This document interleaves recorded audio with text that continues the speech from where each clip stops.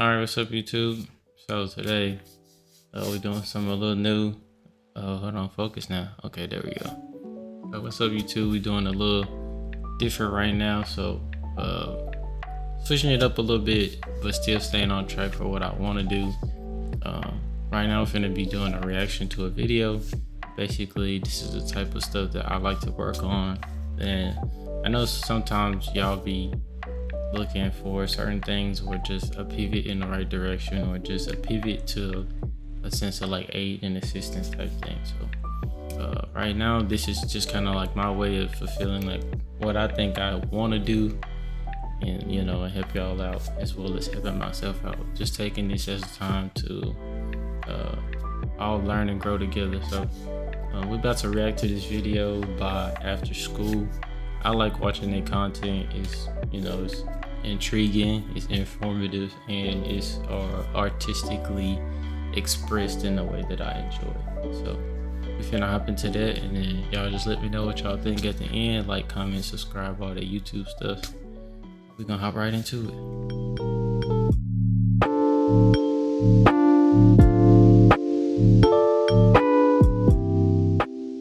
And this is my first time still reacting to this. But now that I have everything in order, we're gonna go. We're gonna react to this together. This is how childhood trauma leads to addiction. Okay, here we go.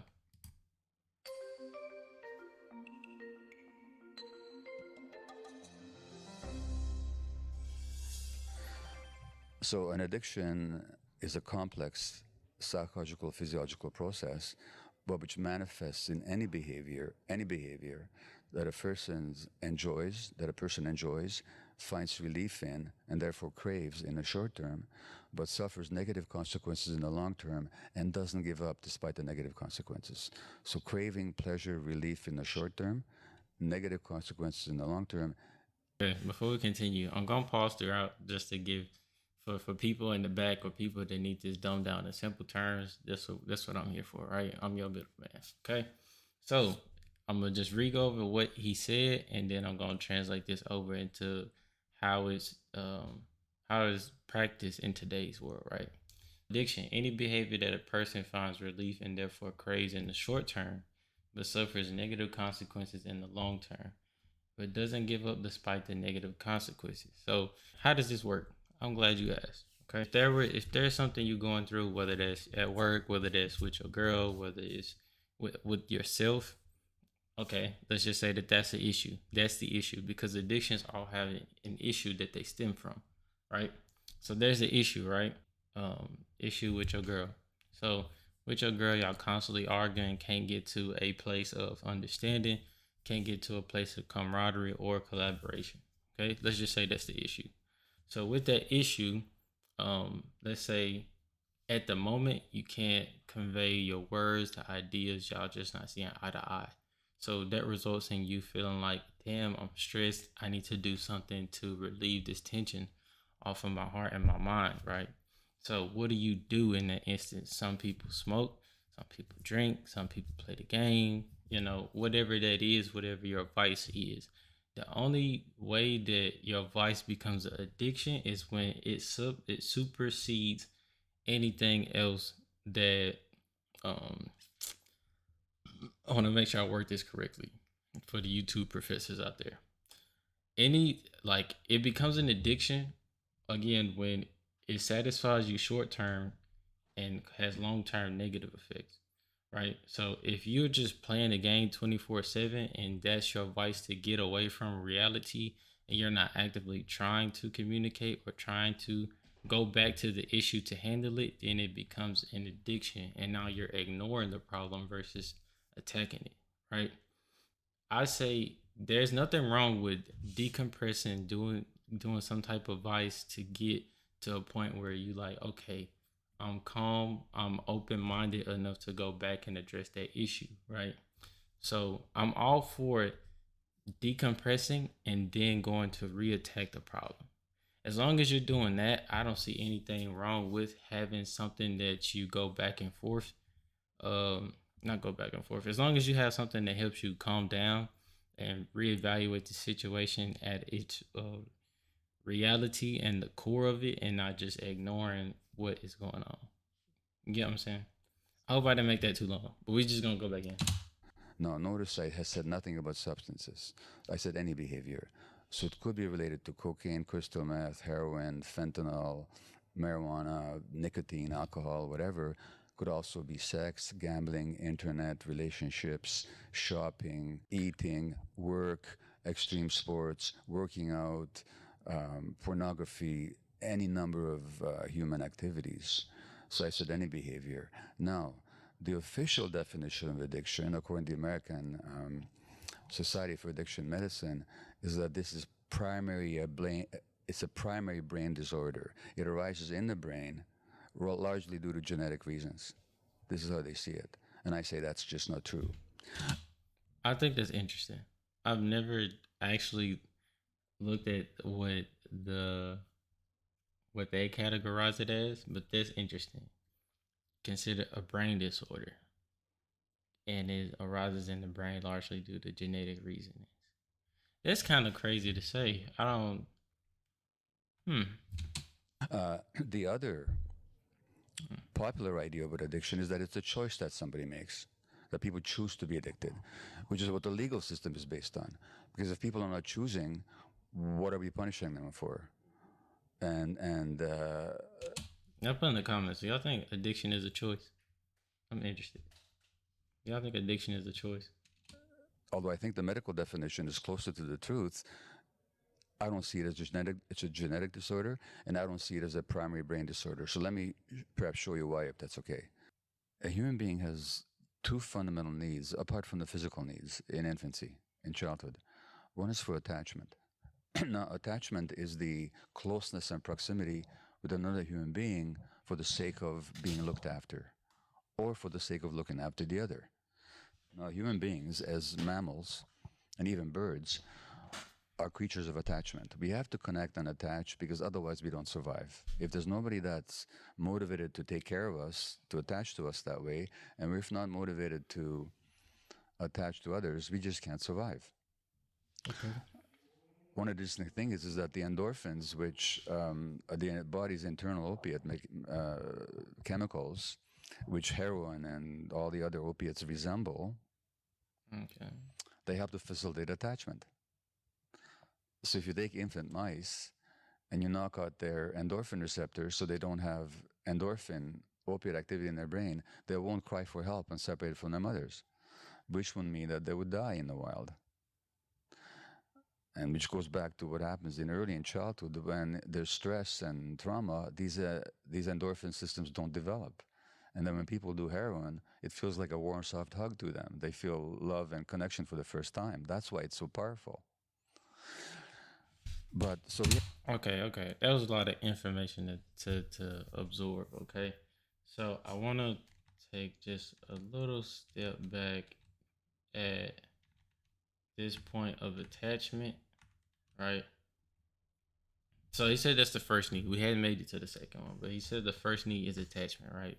And you, I guess he said, yeah. Basically, he was applying that your need for attachments is ultimately a big piece of your survival, right? And there's in a that can be in the sense of mental and physical as well as emotional care as well. So having attachment being your form of assistance throughout life.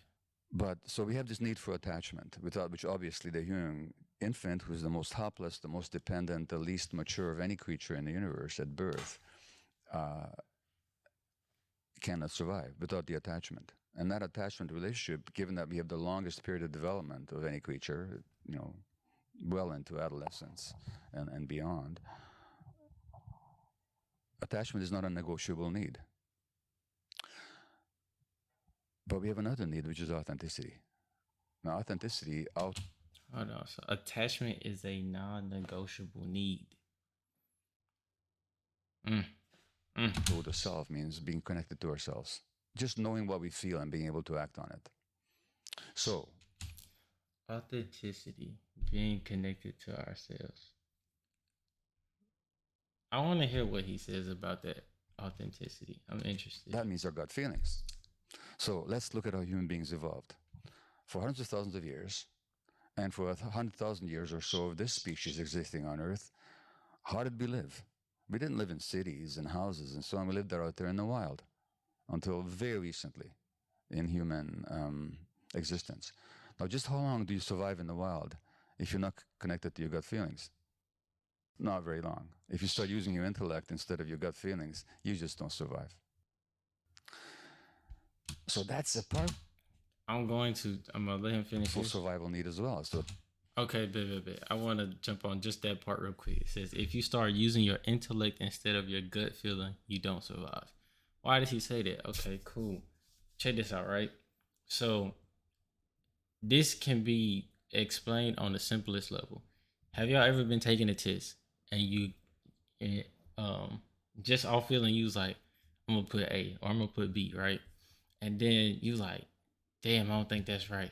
You erase it, you put another answer that you think is gonna be, and then later on you find out it was actually your gut feeling, um it was just what you thought. It was your first impression, your first thought. I can't think of the word. Your intuition. Your intuition told you what to do on the first time around. And you second guess your intuition and you ended up getting that question wrong, right?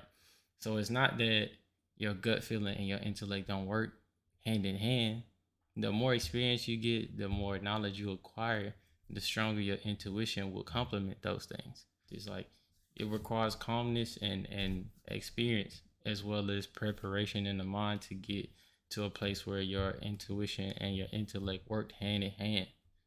So it's not just being book smart, but being book and street smart, right?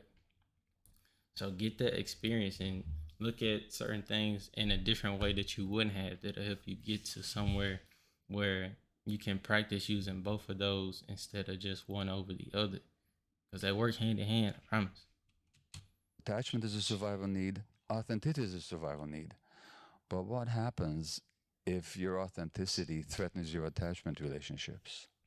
For Good question. example, as a 2 year old, you get angry because you didn't get that cookie before dinner. But your parents can't handle anger because they grew up in homes when there was rageaholicism and they're terrified at the very expression of anger. So they give you the message that good little kids don't get angry. The message you receive is not that good little kids don't get angry, but that angry little kids don't get loved. Because your parents are now sullen, they won't look at you, they talk to you in a harsh way, you're not getting loved. Okay, good kids don't get angry. Angry kids don't get loved. Not experiencing love at that moment. Now, but you got to stay attached. Guess what you're going to suppress? The authenticity every time. And Mmm. Mmm. this is how we lose connection to ourselves and to our gut feelings. So that, strangely enough, that very dynamic, which is essential for human survival in a natural setting, not becomes a threat to our survival in this more modern setting, where to stay authentic is to threaten attachment. And so we give up our authenticity, and then we wonder who the hell we are, and whose life is this, and who's experiencing all this, and this life doesn't, and who am I really? And so that's where the reconnection has to happen. That's where the healing happens, is with that reconnection. Today, go and have this very question on the screen: Who am I? And it's wild that that's a common question now for us to ask each other. Like just not each other, but like to ourselves, even around other people. You ask, "Who am I? What is my purpose? What am I doing?" And I guess because we do lose that we lose ourselves and we lose that authenticity to ourselves, right? So that's definitely interesting, right? And then we get so caught up in having to pay this or having to do this and having to do that. And you neglect yourself for so long. And a lot of people, like right now, the most common things I'm seeing is like people losing hair, just aging rapidly, just from the stress of just trying to make it type thing. And it's just so bizarre in this day and age where it's like we're having to choose us or living us or living at least within like the states type thing. I don't know how it is in other countries and shit, but right now it's just like, do I put myself off enough to keep getting bills and shit paid, or do I fucking just choose me, bro, and just try to figure this shit out? And it's wild that that concept is now more relevant than just a theory, you know. But it's because of that conflict, the tragic conflict in childhood between authenticity and attachment that most of us face, that we lose ourselves and lose connection to our gut feelings. Now, this leads to the question of trauma, because it's one thing to recognize that all this originates in childhood pain. It's quite another to transform that pain. And for that, we have to understand what trauma is. So people often think that trauma is what happens to you. So trauma is a divorce when you were small and your parents fighting. Trauma is your mother's depression. Trauma is your father's alcoholism. Trauma is your parents' argumentation. Trauma is physical or sexual abuse or some loss. Those aren't the traumas. Those are traumatic. But the trauma is not what happens to you. The trauma is what happens inside you.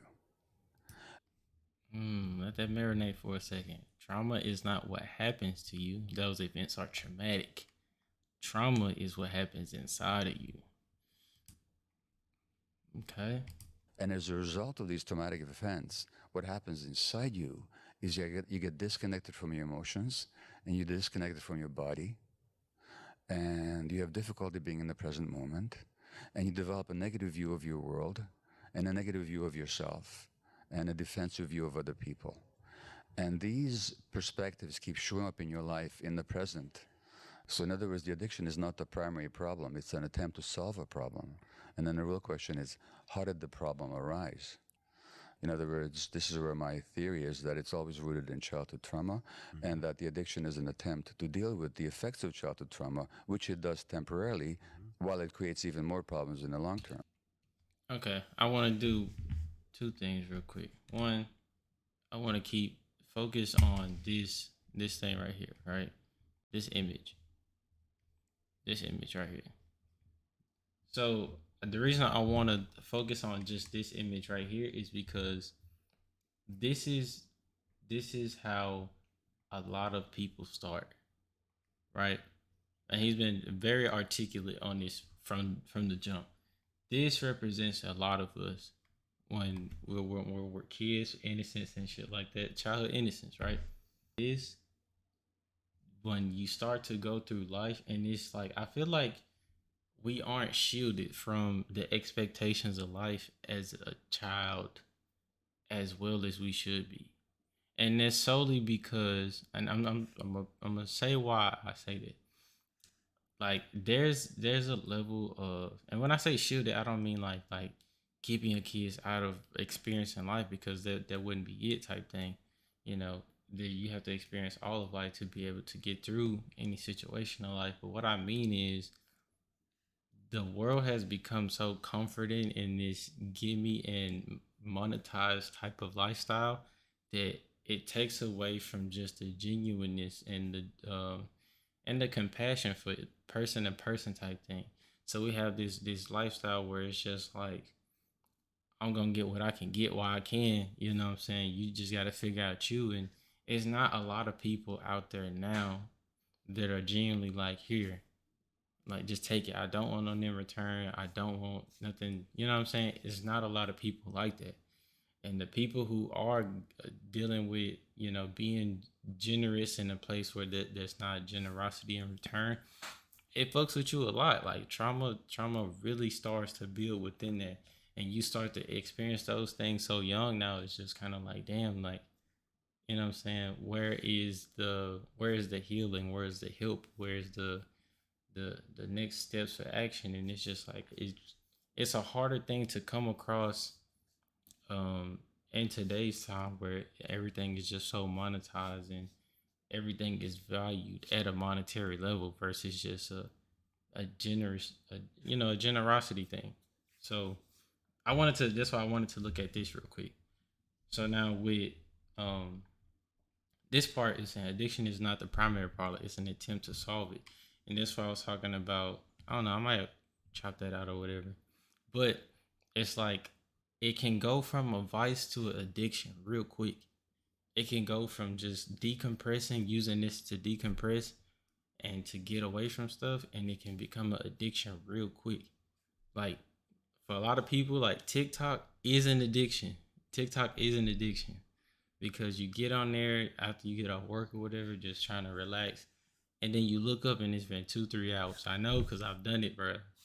But TikTok can be an addiction. Just getting on there and being on there for hours on end, not doing anything to fix whatever issues you have, type thing. You know what I'm saying?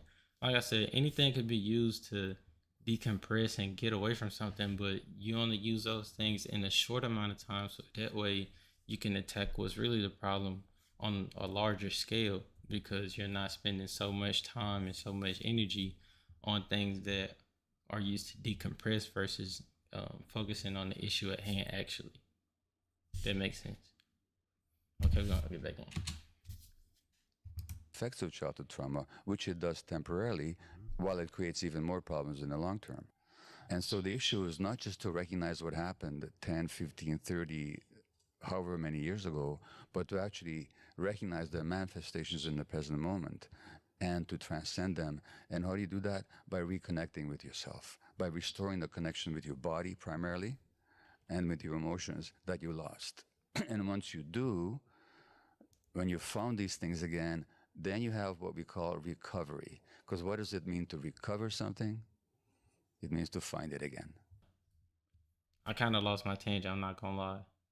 If I remember, I'm gonna come back to it. So what is it that people find when they recover? They find themselves. And That's what I was gonna say. My fault. My fault. My fault. So yeah, what I was gonna say was like, you hear a lot of people when they going through things, like especially successful business owners and like older people, older generations, like how they say they wish they can go and be younger type thing. A lot of times throughout these, entrepreneur routes and, just trying to, be wealthy and rich, or just trying to, get through life type shit. A lot of people lose their inner child, is what they describe it as, losing their inner child, the fun side, the things that were adventurous and where you got a lot of fun and experience. A lot of people feel like they lose that inner child, and it's just because they put themselves on the back burner so much just to make a living or just to take care of their family or some shit like that. They lose that inner child. So reconnecting with yourself at an early enough stage to where you don't feel like you wasted 40 years at a job, or 20 or 30 years just doing something that you put yourself aside for, you know. So learn a way where you can, dip in both pots, you know what I'm saying? You can maintain yourself and you can continuously work on that relationship with your inner child or your authentic self, right? That's what I meant to say. I didn't mean to go on that tangent. the loss of self is the essence of trauma. So the real purpose of addiction treatment, mental health And treatment, I'm running it back one more to time. find themselves. And the loss of self is the essence of trauma. The loss of self. So The loss of self. And the loss of self is the essence of trauma. The loss of self is the essence of trauma. And that shit's so scary to me, bro.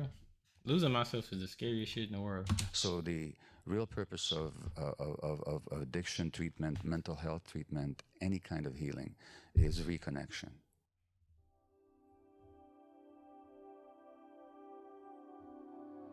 So anyone struggling with addiction, you are not alone. The path to recovery starts with restoring the connection to your true self.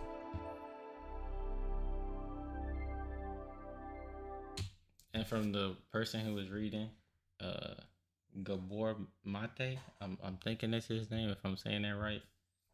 We may not be responsible for the world that created our minds, but we can take responsibility for the mind with which we create our own world. Appreciate After School for the background. I appreciate that. I'm gonna put the link to this video in the description so y'all can check that out if y'all want to on your own without me in the way and talking.